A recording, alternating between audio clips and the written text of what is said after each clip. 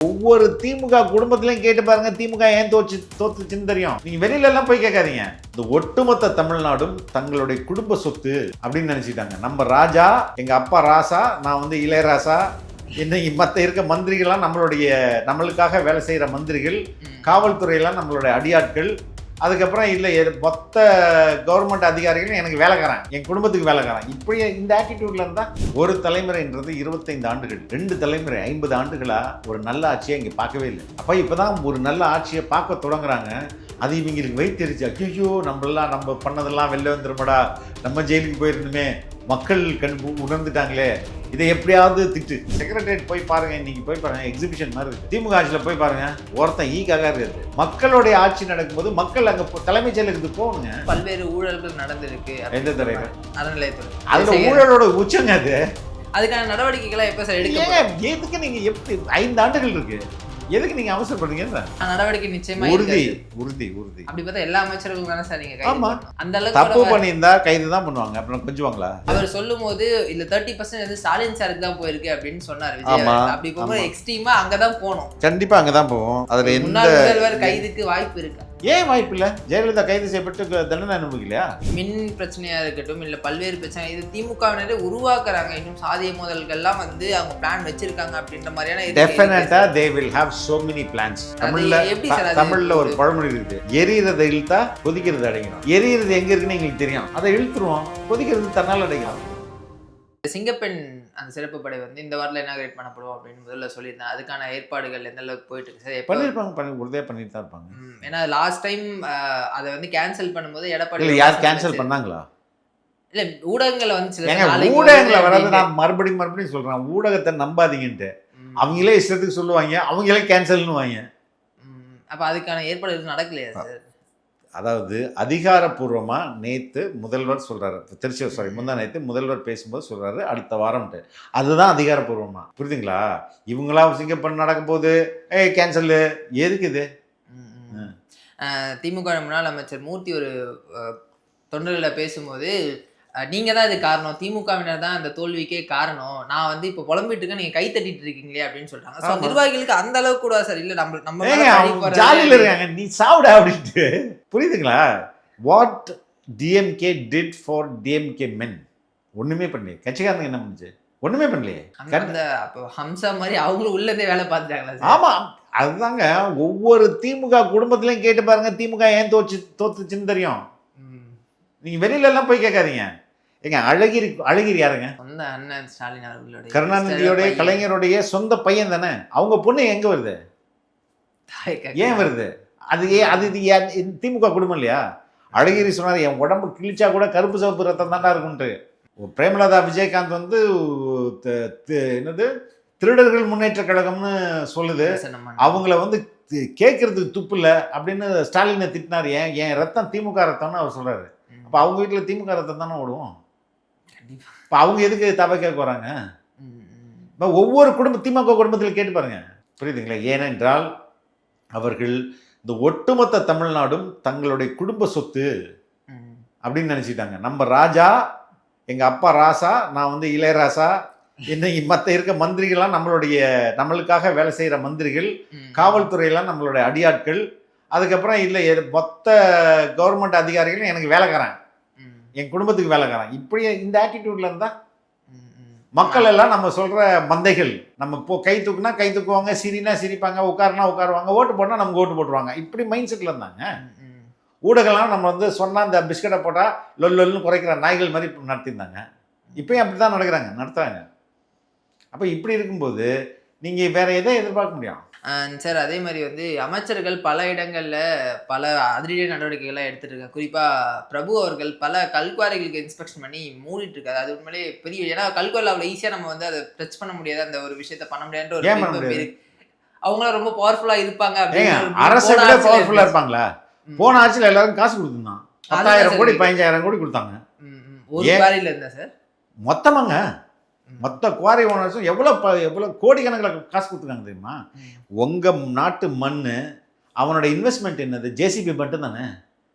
ஜேசிபியும் வெடி மருந்தோம், டன் கணக்கா. அதை ஒரு குவாரியிலேயே, அது ஒரு குவாரியை வெட்டுறதுக்கே கிட்டத்தட்ட ஒரு 10 லாரி வெடிமருந்து வந்துருக்குன்றாங்க. அப்போ அந்த வெடிமருந்துலாம் எங்கேருந்து வந்தது? அது நம்மளுடைய தேசிய பாதுகாப்புக்கே ஆபத்து இல்லை. அப்போ இவனுங்களாம் காசை தின்னு மண்ணையும் கல்லையும் தின்னு. அப்போ அதனால அவன் நாடு என்னவோ நாசமாக போட்டோம். நீ வெட்டி வித்துக்க, எனக்கு கமிஷனை கொடுத்துரு அப்படின்னு தானே சொன்னாங்க. அதை ஸ்டாப் பண்ணுறது அதுதானேங்க நம்மளோட டியூட்டி. அதாவது இங்க அவங்க கடமையை செய்யறத பார்க்கறதே இங்க புதுசா இருக்குன்னா அப்ப இதுக்கு முன்னாடி எப்படி ஆட்சி நடந்திருக்கும் அப்படின்னு மக்கள் ஒரு தலைமுறைன்றது 25 ஆண்டுகள், 2 தலைமுறை 50 ஆண்டுகளா ஒரு நல்ல ஆட்சியை இங்கே பார்க்கவே இல்லை. அப்போ இப்போதான் ஒரு நல்ல ஆட்சியை பார்க்க தொடங்குறாங்க. அது இவங்களுக்கு வைத்தறிச்சு, ஐயோ நம்ம பண்ணதெல்லாம் வெளில வந்துருமாடா, நம்ம ஜெயிலுக்கு போயிருந்துமே, மக்கள் உணர்ந்துட்டாங்களே, இதை எப்படியாவது திட்டு. அதுதான் எல்லாருக்கும் புளிய கரைக்கு எடுபடலையே. அதுதான் சொல்றேன். அவங்க திட்ட அவருடைய செல்வாக்கு இன்னும் அதிகமாகிட்டு தானே போகுது. அண்ட் அதே மாதிரி மக்கள் பார்க்கும்போது இதுதான் உண்மையிலே நல்ல ஆட்சி போல, இதுதான் மக்களுக்கான ஆட்சி போல அப்படின்னு அவங்களுக்கே இப்போ தெரியுது. இவ்வளோ நாளாக நம்ம ஏமாத்திட்டு இருந்தாங்க அப்படின்றதுக்கு அவங்களும் எக்ஸ்போஸ் ஆகிட்டு இருக்காங்க. அதே மாதிரி இன்னொரு துறை வந்து அறநிலையத்துறை, அதுலேயுமே பல இன்ஸ்பெக்ஷன் வந்து திரு ரமேஷ் அவர்கள் பண்ணிட்டு இருக்காரு. இந்த மாதிரி இளைஞர்களுடைய செயல்பாடு எப்படி சார் பார்க்குறீங்க? ரொம்ப துடிப்பாக வேலை செய்கிறாங்க. ஆமாம், இளைஞர் ஏங்க இதுக்கு முன்னாடி ரொம்ப வயதானவர்கள் தாங்க அசம்பிளியில் இருந்தாங்க. இன்னைக்கு தான் இளம் பட்டாளம் நிற்குது. புரியுதா? எல்லாம் ரிட்டையர்ட் ஆகி கவர்மெண்ட் சர்வீஸ்னா பல வருஷத்துக்கு முன்னாடியே ரிட்டையர் ஆகிருப்பாங்க. ஆனால் அவங்க தான் தமிழ்நாட்டை ஆட்சி பண்ணிட்டு இருந்தாங்க. நீங்கள் செக்ரட்டரியேட் போய் பாருங்க, இன்னைக்கு போய் பாருங்க, எக்ஸிபிஷன் மாதிரி இருக்குது. திமுக ஆட்சியில் போய் பாருங்க, ஒருத்தன் ஈக்காக இருக்குது. மக்களுடைய ஆட்சி நடக்கும்போது மக்கள் அங்கே தலைமைச் செயலகத்துக்கு போகணுங்க. அதே மாதிரி அந்த துறையிலுமே பல்வேறு ஊழல்கள் நடந்திருக்கு. எந்த துறையில? அறநிலையத்துறை. அதுல ஊழலோட உச்சங்க அது. அதுக்கான நடவடிக்கைகளை எப்ப சார் எடுக்க? எதுக்கு நீங்க எப்படி 5 ஆண்டுகள் இருக்கு, எதுக்கு நீங்க அவசரப்படுறீங்கன்ற?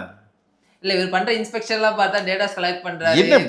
எல்லாத்தையும் செலக்ட் பண்ணி தான் பண்ணுவாங்க. ஒன் பை ஒன்னா கொஞ்சம் கொஞ்சமா நடவடிக்கை நிச்சயமா உறுதி. அப்படி பார்த்தா எல்லா அமைச்சர்களும் தானே சார் நீங்க கைது பண்ணணும். அந்த அளவுக்கு தப்பு பண்ணியிருந்தா கைது தான் பண்ணுவாங்க. அப்புறம் கொஞ்சுவாங்களா? அதுக்கான வாய்ப்புகள் இருக்கா சார்? அவர் சொல்லும் போது இல்ல 30% வந்து ஸ்டாலின் சாருக்கு தான் போயிருக்கு அப்படின்னு சொன்னார் விஜய். அப்படி போகும்போது எக்ஸ்ட்ரீமா அங்கதான் போகணும். கண்டிப்பா அங்கதான் போவோம். அதுல முன்னாள் முதல்வர் கைதுக்கு வாய்ப்பு இருக்கா? ஏன் வாய்ப்பு இல்ல? ஜெயலலிதா கைது செய்யப்பட்டு தண்டனை அனுபவிக்கலையா? அப்ப இருந்த காலகட்டம் அப்படின்னு எல்லாம் ஒரே காலகட்டம் தாங்க. இது சரியான அரசு. யாரையும் தப்பு பண்ணாங்கன்னு விடாது. இப்ப மக்கள் காசு தானே திருடி தின்ன, அவன் எதுக்கு பண்ணிக்கணும்? ஸோ அந்த மாதிரி ஒரு விஷயம் போயிட்டு இருக்கும். அதனால தான் வந்து பயத்தில் நிறைய பேர் ப்ரெஸ் மீட் கொடுக்குறாங்க சார். இப்போ செந்தில் பாலாஜி கொடுத்துருந்தாரு, ஆராசா கொடுத்துருந்தாரு, எல்லா திமுக அமைச்சரும் போகிற இடமெல்லாம் வந்து திட்டி தான் ப்ரெஸ் மீட் கொடுக்குறாங்க. அதுக்கு முன்னாடி கூட அவங்க அவ்வளோ ப்ரெஸ் மீட் கொடுத்துருப்பாங்களா அப்படின்றது தெரியல. ஆனால் இப்போ வந்து பதட்டத்தில் அவங்க வந்து என்னென்னமோ பேசுறாங்க. இஷ்டத்துக்கு பயத்தினோட வெளிப்பாடு தானே அது. பயம், எதிர்காலம் இல்லைன்றது ஒரு விரக்தி, மக்கள் இப்படி நம்மளை பண்ணிட்டாங்களேன்ற ஆத்திரம், அது மாதிரி எல்லாம் கலந்த கலவை தானே அது. அந்த கோவம் மக்கள் மீதும் வந்து ஆமா, மக்களை சபிக்கிறாங்களே. எப்படி மக்கள் இவ்வளோ நாளா அவங்களுக்கு ஓட்டு போட்டாங்க, அவங்க இப்போ அவங்களோட இதில் நல்ல ஆட்சியில் இருந்தீங்க, எல்லாத்தையுமே பண்ணீங்க அப்படின்னு இன்னைக்கு அதே மக்கள் மாற்றி போட்டாங்கன்னும் போது நீங்க அதை நாங்கள் ஒத்துக்க மாட்டாங்கல்ல. அப்போ மக்கள் இவ்வளோ வெற்றி என்பது எனக்கு மட்டுமே அப்படின்னு இவங்க முட்டாளா நினைச்சிருந்துருக்காங்க. ஆனால் மக்கள் கிளவரா வந்து மக்கள் எப்போதுமே புத்திசாலிகளுங்க. மக்கள் இப்போ மட்டும் இல்லை, எப்போதுமே தே ஆர் பிரில்லியன்ட். நீங்கள் மக்களை அண்டர் எஸ்டிமேட் பண்ணால் அவனோட மடையம் உலகத்திலே கிடையாது. நம்ம இந்த விவசாயிகளுடைய கடன் இதுலேயும் விமர்சனம் 50,000 மட்டும்தான் பண்ணியிருந்தாரு அப்படின்ட்டு அவர் சொன்னது வந்து சம்திங் நான் வந்து 5 ஏக்கருக்குள்ளே இருக்கவங்களுக்கு முழுமையாக பண்ணுவேன் அப்படின்ட்டு. இதை திரு அன்புமணி, திரு ஐநா நாகேந்திரன் இவங்களாம் வந்து விமர்சனம் பண்ணியிருந்தாங்க. ஏன் மகாராஷ்டிராவில் வந்து 2 லட்சம் கோடியை வந்து 2 லட்சம் வரைக்கும் வந்து பண்ணுறாங்க தள்ளுபடி. ஆட்சிக்கு வந்து எவ்வளோ இல்லை அப்படின்னு ஆட்சிக்கு வந்து எவ்வளோ அதை கேட்கணும். இப்போ ஏங்க இது 1 மந்த்து கூட ஆகலை. இன்னும் வந்து மேட்டூரில் ஜூன் 12 தண்ணி திறப்பாங்க. தண்ணி திறந்த உடனே வேலைகள் ஆரம்பிச்சிருவாங்க, விவசாயிகள் வேலை ஆரம்பிச்சிருவாங்க. அப்படி வேலை ஆரம்பிக்கும் போது அவங்களுக்கு ஆல்ரெடி கடன் இருந்ததுன்னா இந்த முறை அவங்க வந்து லோனை வாங்க முடியாது. அப்போ இன்னும் பதவி ஏற்று 1 மாதம் கூட ஆகலை, ஆனால் தண்ணி திறக்கிறத நம்ம ஸ்டாப் பண்ண முடியாது. இப்போ தண்ணி திறக்கும் போது விவசாயிகள் வேலையை ஆரம்பிக்கும் போது அட்லீஸ்ட் இப்போ 50,000 ரூபாய் வாங்கியிருக்கவங்கள முதல்ல ரத்து பண்ணுவோம். அதுக்கு அடுத்த வருஷங்களும் நம்ம பார்த்துப்போம். 1 மந்த்தில் நீங்கள் இப்போ எப்படிங்க இவ்வளோ இதையே நம்ம திமுக தான் பண்ணிருக்குமா? அவங்க மகளிர் உரிமை தொகையே 20 மாசங்கள் மேலதான். ஆமா, அப்ப இதை எவ்வளோ ஃபோர்சைட் பண்ணி இப்ப நம்ம இருந்தா பாவம் விவசாயிகள்னா ஒரு 10 நாள் தண்ணி திறந்துருவாங்க. தண்ணி திறந்தா அவங்க வந்து அவங்களுக்கான வாழ்க்கை முறை இதாகும். அட்லீஸ்ட் குறைந்தபட்சம் 50,000 ரூபாய் வாங்கியிருக்க ஒரு ரொம்ப பணக்கார விவசாயம் இருப்பாரு, ரொம்ப ஏழை தானே இருப்பாரு. ஃபர்ஸ்ட் இவங்களுக்கு கிளியர் பண்ணி விடுங்க, அடுத்தது பார்க்கலாம். இதுதாங்க ஆட்டிடியூடு. இதை இப்படி புரிஞ்சுக்க தெரியாம இவங்க இஷ்டத்துக்கு கதையை விட்டுட்டு இருக்காங்க. அதான் சார், இப்ப நீங்க கிளாரிட்டியா ஒரு விஷயம் சொன்னீங்க. அந்த கிளாரிட்டி விவசாயிகளுக்கு இல்ல. பல இடங்கள் எந்த விவசாயிகள் இல்ல, விவசாயி தான் சந்தோஷமா இருக்காங்களே. பல இடங்கள் போராட்டங்கள். அது யாரு உள்ள போய் பாத்தீங்க, திமுக பச்சை துட்டை கிழிச்சிங்கன்னா உள்ள கருப்பு துட்டும் கருப்பு சிவப்பு இருக்கும். என்ன சார் படத்துல பாக்குற மாதிரி இவங்களே பாம்பு வைப்பாங்க, இவங்களே எடுப்பாங்க. ஆமாங்க, தூண்டி நீங்க ஒண்ணு இல்ல, அதாவது சென்னையில பவர் கட் அதிகமா நடக்குது அப்படின்ட்டு பண்றது திமுக. அதுக்கு போராட்டம் பண்றது யாருன்னா அதுவும் திமுக. அது மாதிரிதான். ஏன்னா இந்த மின் பிரச்சனையா இருக்கட்டும், இல்ல பல்வேறு பிரச்சனை, இது திமுகவினரே உருவாக்குறாங்க. இன்னும் சாதிய மோதல்கள்லாம் வந்து அவங்க பிளான் வச்சிருக்காங்க அப்படின்ற மாதிரியான டெஃபினட்டா they will have so many plans. தமிழ்ல ஒரு பழமொழி இருக்குது, எரியறதை இழுத்தா கொதிக்கிறது அடங்கிடும். எரியறது எங்க இருக்குன்னு எங்களுக்கு தெரியும், அதை இழுத்துருவோம், கொதிக்கிறது தன்னால அடைக்கிறோம். அவ்வளவு எக்ஸ்ட்ரீம் போவாங்களா சார்? டெஃபினட்டா போவாங்க. அவங்களே வந்து நம்ம வந்து கஷ்டப்பட்டு டெஃபினட்டா they will go to any extreme. Like evil மாதிரி இருக்கு, டெவில் மாதிரி இருக்கே சார். அவங்க ஆல்ரெடி டெவில் தாங்க. அவங்க ஏஞ்சல்னு உங்களை யார் நீங்க நம்பிட்டீங்கன்னா அதுக்கு நாங்க பொறுப்பா? அதே மாதிரி தவறு செஞ்சவங்களுடைய சொத்துக்கள் முடக்கப்பட வாய்ப்பு இருக்கா சார்? உறுதியா நடவடிக்கைகள் வாய்ப்பு உறுதியா இருக்கு. அதுல என்ன உங்களுக்கு சந்தேகம்? அது இருந்தாவே கடன் அடைச்சிடலாமே சார் நம்மளோட இது? கண்டிப்பா அது இருந்தாலும் கடன் அடைச்சிடலாம்.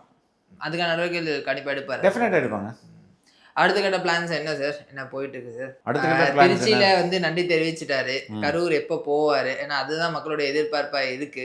அது முன்னாடியே போவாங்க அப்படின்னு வந்து எதிர்பார்த்தாங்க. பட் ஸ்டில் இன்னும் அவர் போலாங்க. அங்க இருக்கக்கூடிய ஃபேமிலிஸ் வந்து மீட் பண்ணோம் அப்படின்னு உறுதியா போவாரு. Today it is his government. Nobody can stop it. So he will do. அதே மாதிரி கிராமமா நான் வந்து எல்லாரையும் பார்ப்பேன். ஆமா, வெற்றி பெற்ற பிறகு கிராமமா வரும்னு சொன்னாரு. அடுத்தடுத்த நிகழ்வுல தொடர்ந்து பேசுங்க சார். தகவலுக்கு ரொம்ப நன்றி. ரொம்ப நன்றி.